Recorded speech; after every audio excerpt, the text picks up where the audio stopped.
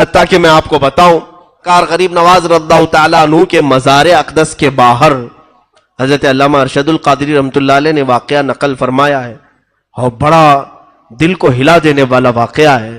السلام علیکم ورحمۃ اللہ۔ دوستو آج 29 اکتوبر 2024 اس ویڈیو کے اندر ایک اللہ والے کا ایسا واقعہ سنانے جا رہا ہوں جس کو مفتی سلمان اظہری صاحب نے بتایا ہے۔ ایک چھوٹا بچہ خواجہ غریب نواز کے درگاہ کے سامنے ایک درگاہ پر جو ہے پیشاب کر لیتا ہے، یعنی ایک قبر پر، ایک اللہ والے کے، بہت بڑے اللہ والوں کے قبر پر پیشاب کر لیتا ہے۔ تو اس کے بعد کیا کچھ معاملہ ہوا مفتی سلمان اظہری صاحب نے بہت اچھے طریقے سے بتایا ہے، بیان کیا ہے۔ اس ویڈیو میں آپ لوگوں کو سنانے جا رہا ہوں۔ اس قصے کو سن کر آپ لوگوں کے رونگٹے کھڑے ہونے والے ہیں، اس لیے اس ویڈیو کو لاسٹ تک دیکھیں۔ اور ویڈیو میں آگے بڑھنے سے پہلے آپ میں سے اگر کسی کو گردے یا پتے کی پتری ہے یا کڈنی سٹون ہے یا آپ ڈاکٹر ہے تو اس تعلق سے آپ دوائیاں منگوانا چاہتے ہیں اپنے گھر پر، تو حیدرآباد کا R&S فارما جو ہے ڈاکٹر سعدیہ کے پاس سے آپ دوائیاں منگا سکتے ہیں، مینوفیکچرنگ بھی کرتے ہیں۔ تو آپ اس قصے کو سنیے اور آگے اس کو ضرور شیئر کریں۔ حتیٰ کہ میں آپ کو بتاؤں کار غریب نواز رضی اللہ تعالیٰ عنہ کے مزار اقدس کے باہر حضرت علامہ ارشد القادری رحمۃ اللہ علیہ نے واقعہ نقل فرمایا ہے اور بڑا دل کو ہلا دینے والا واقعہ ہے۔ فرماتے ہیں کہ آپ کے دربار کے سامنے بھی ایک ولی تھے۔ اولیاء میں دو کیٹیگریاں ہیں، کچھ اولیاء جمالی ہوتے ہیں، کچھ جلالی ہوتے ہیں، کچھ کی مزاج میں شدت ہے، کچھ کی مزاج میں نرمی ہے۔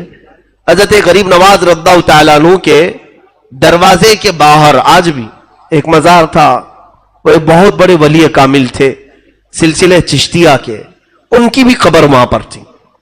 ان کی بھی قبر، ظاہر سی بات ہے ہر کوئی اپنے پیر کے آس پاس دفن ہونے کو پسند کرتا ہے، وہ ولی بھی وہیں دفن تھے۔ ایک زمانے میں ایک خاتون غریب نواز کی بارگاہ میں منتیں کر کر کے، دعائیں کر کر کے ایک بچہ مانگی تھی۔ بچے کی ولادت ہوئی، اللہ ہی دیتا ہے، دربار اولیاء سے دیتا ہے۔ رب تعالیٰ ان کی باتوں کو پسند فرماتا ہے۔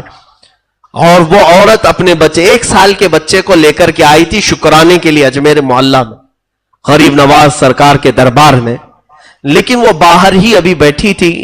جو ولی کامل غریب نواز کے سلسلے میں تھے، ان کا نام میں ذکر نہیں کر رہا ہوں، وہ باہر جہاں ان کی قبر تھی وہاں وہ عورت بیٹھی تھی۔ ان کی قبر کے پاس بچے نے پیشاب کر دیا۔ بچہ بچہ ہوتا ہے، اب جب پیشاب قبر پر بہنے لگا تو اچانک قبر سے ایک ایسا اچھال آیا کہ بچہ ہوا میں اڑا، نیچے گرا اور سر پھٹ گیا۔ اسی وقت بچے کی آہیں نکلی اور سانس بند ہو گئی، بچے کے دل کی دھڑکنیں بند۔ وہ عورت بے ساختہ پکارنے لگی، بڑی منتوں کے ساتھ ایک بچہ ملا تھا، بچے نے جو غلطی کی لیکن یہ بچہ یہی مر گیا اجمیر۔ وہ رونے لگی سرکار غریب نواز کے دربار، یہ وفات کے بعد کی بات بتا رہا ہوں، بہت رو کر کے کہنے لگی کہ جب آپ کے ہی دربار سے بھیک مانگ کر میں گئی تھی تو اللہ نے مجھے بیٹا عطا کیا، اور اگر یہ واپس ہی جانا تھا تو پھر یہ بچہ آیا کیوں جو میری آنکھوں کو اتنے دن ٹھنڈک پہنچایا، میں کیسے صبر کروں گی، کیسے برداشت کروں گی۔ یہ کہتے کہتے وہ تھک ہار کر کے غریب نواز سرکار کی چوکھٹ پر گر گئی۔ تو اس کے بعد اچانک فقیروں میں آواز آئی، بچہ حرکت کر رہا ہے، بچہ حرکت کر رہا ہے۔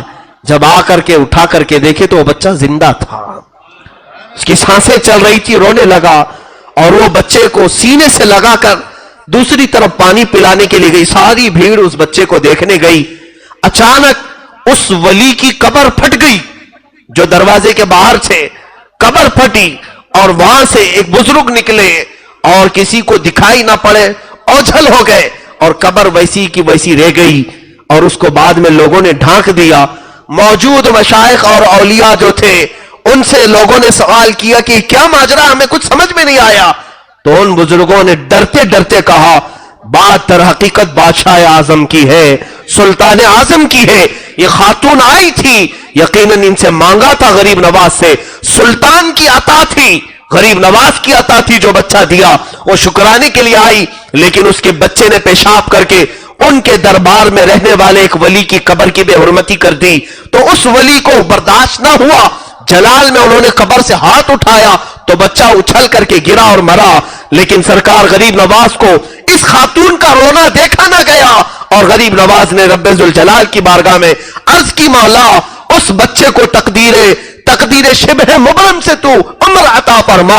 رب تعالیٰ نے پھر سے اسے سانسیں جاری فرمائی اور جب بچہ زندہ ہوا غریب نواز نے اس اپنے سلسلے کے بزرگ سے مخاطب ہو کر کے فرمایا اے میرے مرید میرے سلسلے میں تو بیعت ہے, یقیناً تو بہت سالوں سے میرے پاس سو رہا ہے, لیکن یاد رکھ میرے پاس آنے والے ہر طرح کے لوگ آئیں گے, باادب بھی آئیں گے, بے ادب بھی آئیں گے, کسی کی بے ادبی تم سے دیکھی نہیں جاتی, اس لیے میرے دربار سے اٹھو اور بہت دور جا کے سو جاؤ.